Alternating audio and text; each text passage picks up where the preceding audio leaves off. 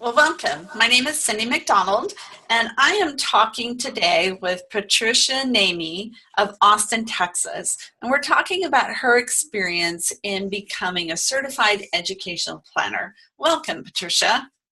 Thank you. Thank you. So glad to have you here. Tell me, why was becoming a CEP important to you? Well, it really seemed like the next logical step in my career. I wanted a way to quantify my experience beyond my professional memberships and beyond my college counseling certificate.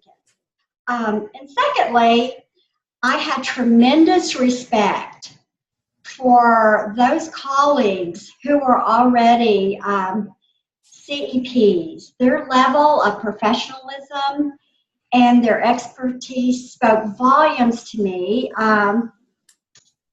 They exemplified excellence paired with a genuine kindness that naturally attracts followers. So that was another reason.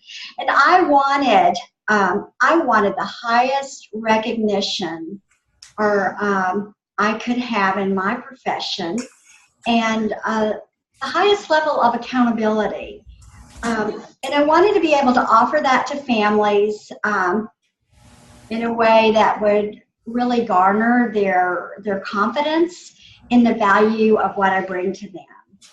And then lastly, I think the CEP was a designation that was more like a capstone project for me. It's a way to challenge myself. It was the culmination of all of my credentials and experience.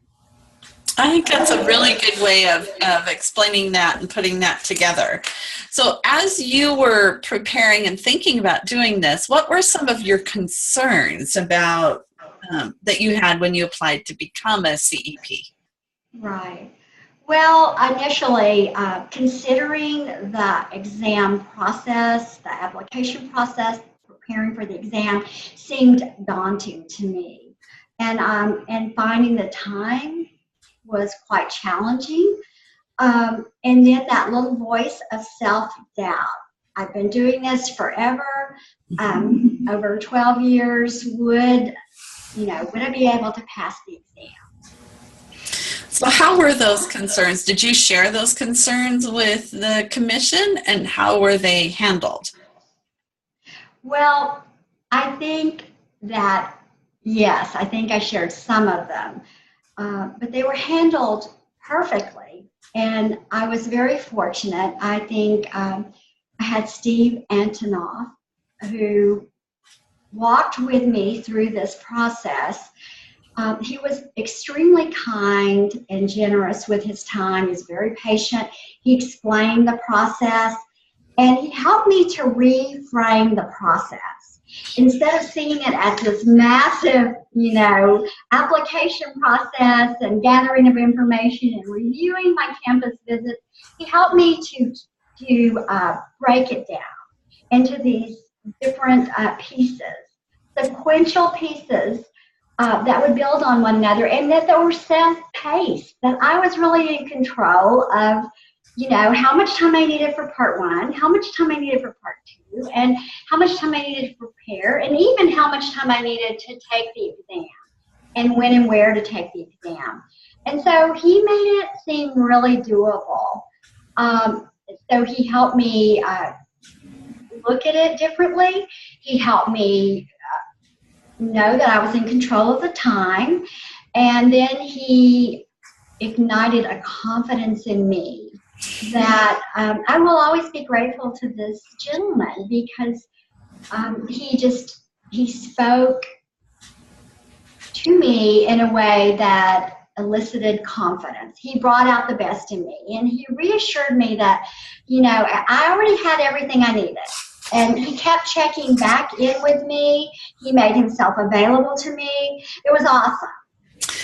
And we're very fortunate Steve was one of the founders of the commission, and he does exemplify all of those things. And inspiring that confidence, I think, is one of the most important things that he can do and that we can do through the commission too, because we don't always have that confidence in ourselves, but having someone who can inspire that is really key. So what are some tips that you have for preparing for the CEP exam? Well, number one, I would seek the counsel of the CEP board.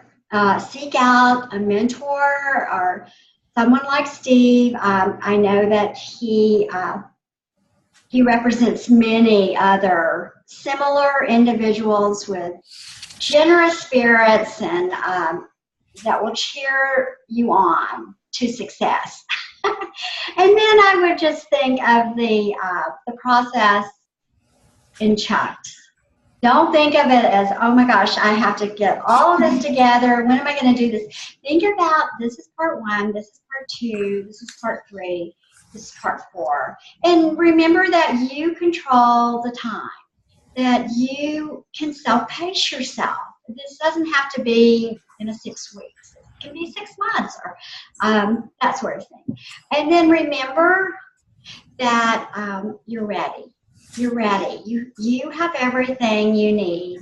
And no one's trying. I think one of the things that was so helpful is that you all were so transparent in what was expected and how the exam would be, what it would be about and how it would be evaluated.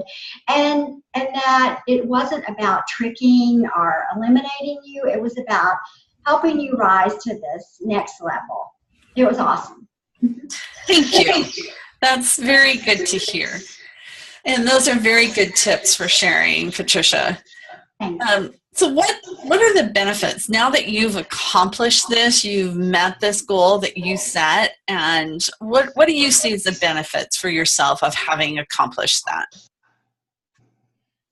I think there are numerous benefits. I think there were surprise benefits. But I think that it actually gave me the confidence to enter into more of a global conversation with other colleagues, peers, about what's happening in higher ed. I think that it helped me understand better because it's so interdisciplinary. I think the process in itself is a great exercise to stop, reflect. It became very interdisciplinary for me, and understanding history and trends, and that's kind of not where it's sort of a surprise result of this, but just the level of professionalism that I feel like I have stepped into, and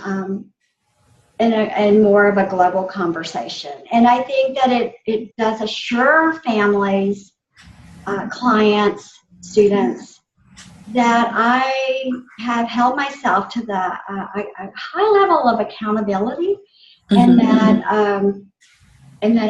I'm striving to bring them the most current, pertinent, accurate information, and with a high level of integrity. Yeah. Very well spoken. Very well said. That's wonderful. Well, thank you, Patricia. This has been very illuminating and educational. Thank you for your time, and congratulations again on being a CEP. How long have you been a CEP? I believe it was fall 2014. Oh, wow. Yeah. Very good. Very good. Well, you enjoy the rest of your week, and thank you very much. Thank you. Have a good day. Bye-bye. Bye.